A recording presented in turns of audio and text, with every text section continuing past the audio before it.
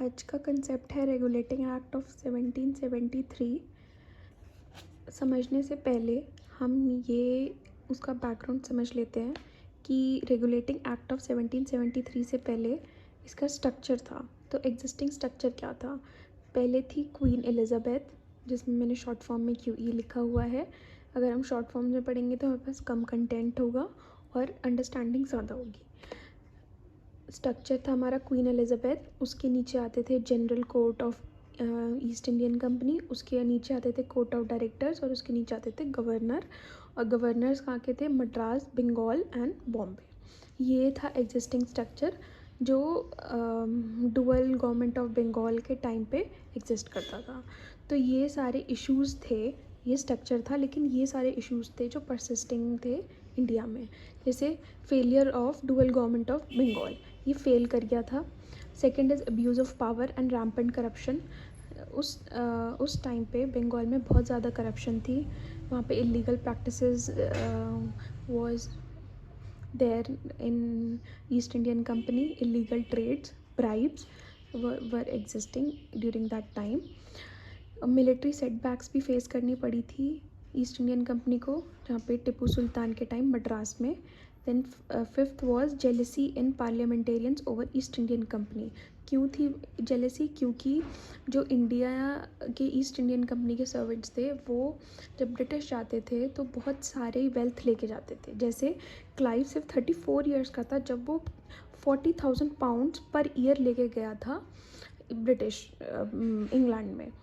तो जो वहाँ के ब्रिटिश पार्लियामेंटेरियंस थे, दे वर जेलस कि इतनी सारी वेल्थ क्लाइव के पास है 34 ईयर्स की एज में। तब इसकी वजह से ही जो ब्रिटिश पार्लियामेंटेरियंस थे वो ईस्ट इंडियन कंपनी के सर्वेंट्स को नबोब्स कहते थे।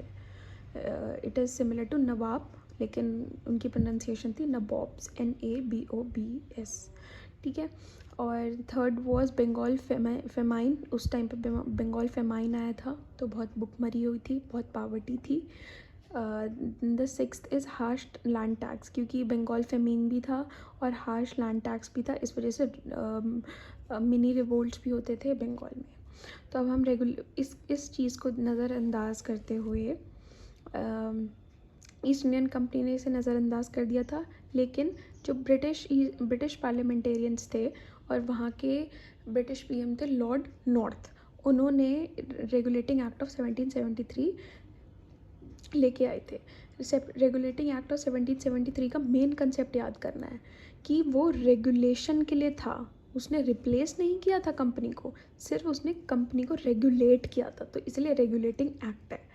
ये किसने इंट्रोड्यूस किया था? By Lord North, British PM। ठीक है। इन्होंने क्या किया था? सुप्रीम कोर्ट इस्टेब्लिश करी थी कैलकाटा में, जिसमें एक चीफ जस्टिस थे और 3 प्यूसीन जजेस थे।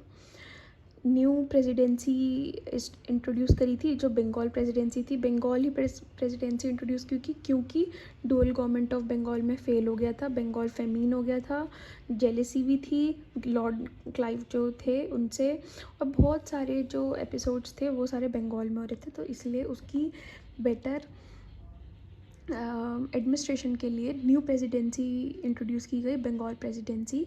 और उसको गवर्न करने के लिए गवर्नर जनरल की पोस्ट इंट्रोड्यूस करी गई, governor general of Bengal. First governor general थे वॉरेन हॉस्टिंग्स। इन्होंने सबसे पहले अबॉलिश किया था डुअल गवर्नमेंट ऑफ बंगाल, क्योंकि ये फेलियर था। ठीक है। अब गवर्नर जनरल ऑफ बंगाल के अंदर एडमिनिस्ट्रेशन का काम करने के लिए एग्जीक्यूटिव काउंसिल इस्टेब्लिश की गई थी, जिसमें 4 मेंबर्स थे। और ये 4 मेंबर्स कैसे डिसीजन लेते थे? मेजॉरिटी बेस्ड डिसीजंस थे। और ये जो भी मेजॉरिटी होगी वो बाइंडिंग होगी गवर्नर जनरल पे। गवर्नर जनरल के पास वीटो पावर नहीं थी कि जो उसने कह दिया वो फाइनल है। ये डिसाइड करती थी एग्जीक्यूटिव काउंसिल। गवर्नर जनरल के पास कास्टिंग वोट था। कास्टिंग वोट क्या होता है? जब 4 मेंबर्स हैं, अगर 2:2 के रेशो में कोई भी डिसीजन में है तो कोई मेजॉरिटी नहीं है, तो इस टाइम पे गवर्नर जनरल के पास कास्टिंग वोट था कि जो गवर्नर जनरल जिस भी साइड पे आएगा उसका डिसीजन अप्रूव किया जाएगा। इसके बाद ऑर्डिनरी वोट था, लेकिन वीटो नहीं था। ऐसे नहीं है कि 4 इधर हैं और सिर्फ गवर्नर जनरल एक साइड है, मतलब गवर्नर जनरल येस कर रहा है लेकिन चारों एग्जीक्यूटिव काउंसलर्स जो हैं वो मना कर रहे हैं। तो ऐसा नहीं है कि गवर्नर जनरल की बात मानी जाएगी, उसके पास कास्टिंग वोट नहीं है। All territories remain with east Indian company but now regulated by British.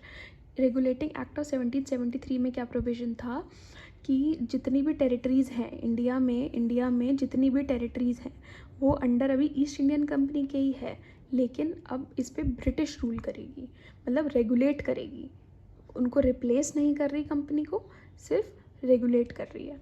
अब क्या और क्या कर दिया था, अबॉलिश कर दिया था privatised bribes and money lending. क्यों कर दिया था, क्योंकि एक तो जेलेसी भी था, ऊपर से इससे मैल प्रैक्टिसेस मैल एडमिनिस्ट्रेशन हो रहा था बंगाल में और इंडिया में। ठीक है, फिर एक कोर्ट ऑफ डायरेक्टर्स बनाए गए थे। कोर्ट ऑफ डायरेक्टर्स तो पहले भी थे, जैसे कि देखो कोर्ट ऑफ डायरेक्टर्स हैं।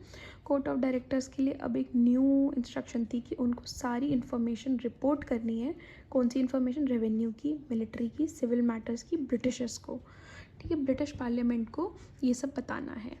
देन इसकी सिग्निफिकेंस क्या है, इन्होंने पहली बार इस्टेब्लिश की थी, establish first time central authority in India, क्योंकि यहाँ पे इंडिया की उस टाइम पे सिचुएशन थी कि कहीं मराठास रूल कर रहे हैं, कहीं Madras presidency, Bengal presidency, Bombay presidency, ये सारी प्रेसिडेंसीज़ में ईस्ट इंडियन कंपनी रूल कर रही है, और अलग अलग छोटे छोटे राजा थे जो अभी भी एग्जिस्ट कर रहे थे। ठीक है, जो ब्रिटिश पैरामाउंटेसी को एक्सेप्ट करते थे, लेकिन इसीलिए ही कोई सेंट्रल अथॉरिटी नहीं थी। जैसे मुग़ल टाइम्स में मुग़ल्स एक सिग्निफिकेंट पोजीशन रखते थे ऑल ओवर इंडिया, लेकिन अभी कोई सेंट्रल अथॉरिटी नहीं थी। तो इसकी वजह से क्या हुआ, इन्होंने ब्रिटिश पार्लियामेंट ने first time central authority establish करने की कोशिश करी इंडिया में, फर्स्ट टाइम रेगुलेट करे affairs of east Indian company, क्योंकि अभी तो ईस्ट इंडियन कंपनी के सर्वेंट्स अपने हिसाब से इंस्ट्रक्शंस और अपने हिसाब से मैल प्रैक्टिसेस,